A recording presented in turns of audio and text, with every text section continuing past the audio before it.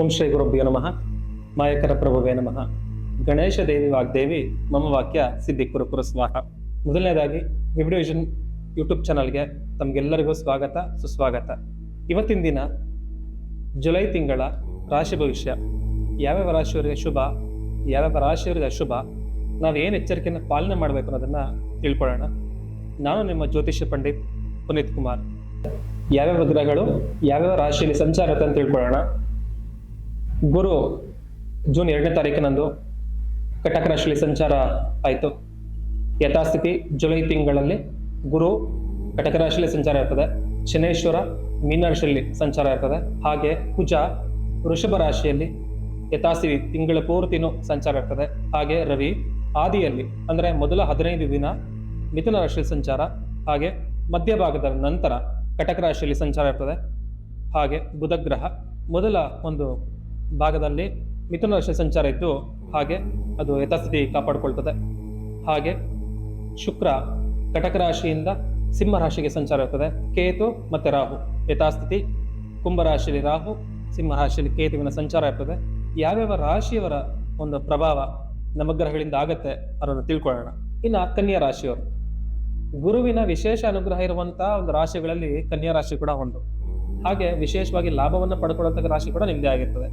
ಹೊಸ ಹೊಸ ವ್ಯವಹಾರಗಳಾಗಿರ್ಬೋದು, ಹೊಸ ಹೊಸ ದಾರಿಗಳನ್ನ ಸಿಗುವಂತ ಸಾಧ್ಯತೆ ಇರೋದ್ರಿಂದ ಅನಿರೀಕ್ಷಿತವಾಗಿ ನಿಮ್ಗೆ ಲಾಭಾಂಶ ಸಿಗುವಂತ ತಿಂಗಳಿದಾಗಿರ್ತದೆ. ಹೊಸ ಒಂದು ದೇವತಾ ಅನುಗ್ರಹ ಆಗಿರ್ಬೋದು ಅಥವಾ ಕ್ಷೇತ್ರ ದರ್ಶನ ಮಾಡುವಂತ ಒಂದು ಅನುಕೂಲ ಕೂಡ ಇದು ಆಗಿರ್ತದೆ. ಬಿಸಿನೆಸ್ ವಿಚಾರಗಳಲ್ಲಿ ನಿಮಗೆ ಮಾತುಕತೆಗೆ ಬರೋದ್ರಿಂದ ನೀವು ಹೊಸ ಆಲೋಚನೆಗಳೇನಾದ್ರೂ ಬಂದ್ರೆ ನೀವು ಅದನ್ನು ಮುಂದುವರಿಸಬಹುದಾಗಿರ್ತದೆ. ಯಾವುದೇ ಒಂದು ಕೆಲಸ ಮಂದತ್ವ ಮತ್ತು ಸೋಮಾರಿತನ ಆದ್ರೂ ಕೂಡ ನೀವು ಅದನ್ನು ಮುಂದುವರಿಸಬೇಕು. ಯಾಕಂದ್ರೆ ಸೋಮಾರಿತನ ಇದ್ರೂ ಕೂಡ ಅದು ಒಳ್ಳೆ ರೀತಿಯಲ್ಲಿ ಅನುಕೂಲ ಆಗತ್ತೆ ನಿಮಗೆ. ಆಲಸ್ಯ ಇಟ್ಕೋಬೇಡಿ.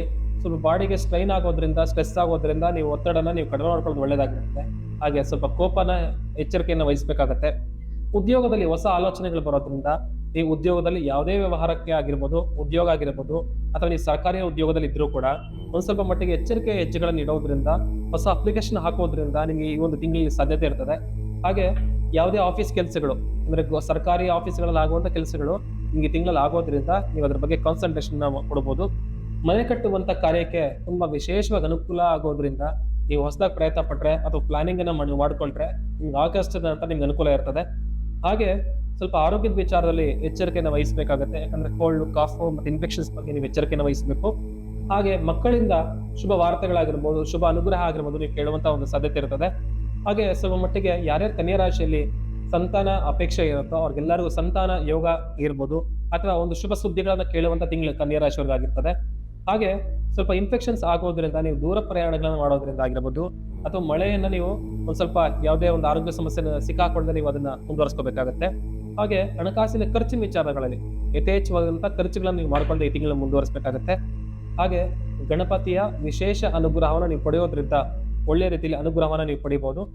ಕನ್ಯಾ ರಾಶಿಯವರಿಗೆ ಸಪ್ತಮ ಸ್ಥಾನದಲ್ಲಿರುವಂತ ಶನೇಶ್ವರ ಸ್ವಲ್ಪ ಮದುವೆ ಜೀವನದಲ್ಲಾಗಿರ್ಬೋದು ಅಥವಾ ಗಂಡ ಹೆಂಡತಿ ಮಧ್ಯೆಯಲ್ಲಾಗಿರ್ಬೋದು ಭಿನ್ನಾಭಿಪ್ರಾಯ ಆಗಿರ್ಬೋದು, ಮನಸ್ತಾಪ ಆಗಿರ್ಬೋದು, ಯಾವುದೇ ಪರಿಸ್ಥಿತಿ ಬಂದರೂ ಕೂಡ ಅದನ್ನ ಸಾವಧಾನವಾಗಿ ನೀವು ಅದನ್ನು ತಗೋಬೇಕಾಗತ್ತೆ. ಹಾಗೆ ಕನ್ಯಾ ರಾಶಿಯವರಿಗೆ ರಾಶಾಧಿಪತಿಯ ಒಳ್ಳೆ ರೀತಿಯಲ್ಲಿ ಸಂಚಾರ ಇರೋದ್ರಿಂದ ಈ ತಿಂಗಳು ಶುಭ ರೀತಿಯಲ್ಲಿ ಅನುಕೂಲ ಇರ್ತದೆ. ಹಾಗೆ ವಿಶೇಷವಾಗಿ ಕನ್ಯಾ ರಾಶಿಯವರಿಗೆ ಹೊಸ ಸೈಟ್ ಆಗಿರ್ಬೋದು, ಹೊಸ ಜಮೀನು ವ್ಯವಹಾರ ಆಗಿರ್ಬೋದು, ಹೊಸ ಆಲೋಚನೆ ನೀವು ಕೈಗೂಡಿಸ್ಕೊಳ್ಳೋದ್ರಿಂದ ಈ ತಿಂಗಳಲ್ಲಿ ನೀವು ಅನ್ಕೊಂಡಿದ್ದ ಕೆಲಸ ಆಗತ್ತೆ. ಹಾಗೆ ಹನುಮಂತನ ದೇವರ ದರ್ಶನ ಮಾಡೋದ್ರಿಂದ, ದೀಪಾರಾಧನೆ ಮಾಡೋದ್ರಿಂದ ನಿಮಗೆ ಈ ಒಂದು ಅನುಕೂಲ ಆಗಿರ್ತದೆ.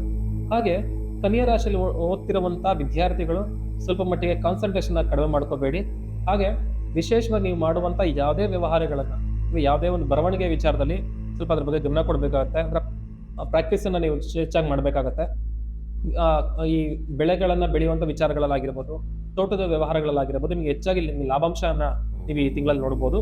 ಹಾಗೆ ಮಹಿಳೆಯರು ಯಾರಾದ್ರೂ ಹೊಸದಾಗಿ ಪ್ರಯತ್ನ ಪಡುವಂತವ್ರಿಗೆ ಈ ತಿಂಗಳಲ್ಲಿ ಪ್ರಯತ್ನ ಪಟ್ರೆ ನಿಮ್ಗೆ ಆ ಕೆಲಸ ಕೈಗೂಡುತ್ತದೆ.